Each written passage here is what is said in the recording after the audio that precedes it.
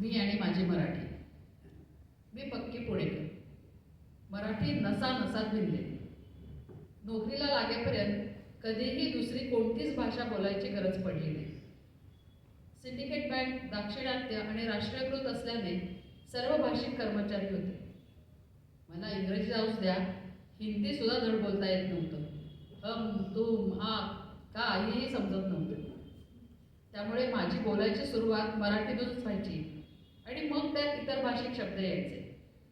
ज्येष्ठ व्यक्तींना आप म्हणायचे ते माझ्या गावीच नव्हते. हळूहळू हिंदी आणि इंग्रजी सुधारत गेली, पण मराठी पण काहीच सुटले नाही. वाशीला आम्ही बँक वसाहतीत राहत असल्यामुळे शेजारी राज्यातील लोक होती. काही दिवस आमच्या शेजारी तेलुगू कुटुंब होते. आमच्यातील संवाद भाषेपेक्षा हातवाऱ्यानेच जास्त व्हायचा.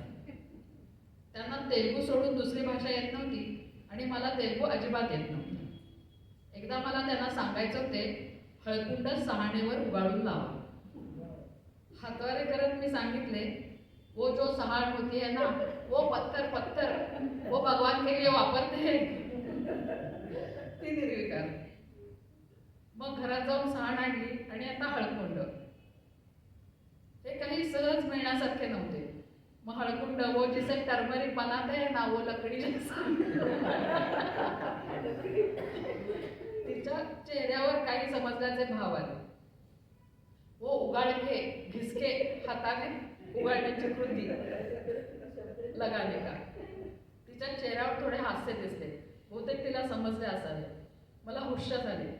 घरात आले तर मुलं फिदी फिदी हसत होती. अरे काय झाले रे, इतके हातवारे करून हिंदीचा खून पाडत सांगण्यापेक्षा हळकुंड उगाळून दिले असतेच तर बरे झाले असते.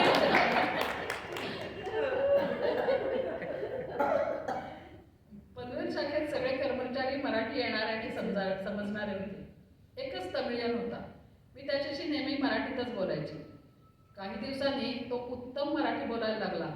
त्याला इतके मराठी यायला लागले की आमची बोलायची पंचायत होऊ लागली. परराज्यात मातृभाषेची कमी जाणवतेच. आमटीला उकळी, पोटात कळ आणि घशात खवखव हे इतर भाषेत सांगायची वेळ आली की सगळेच पुणे वाटते.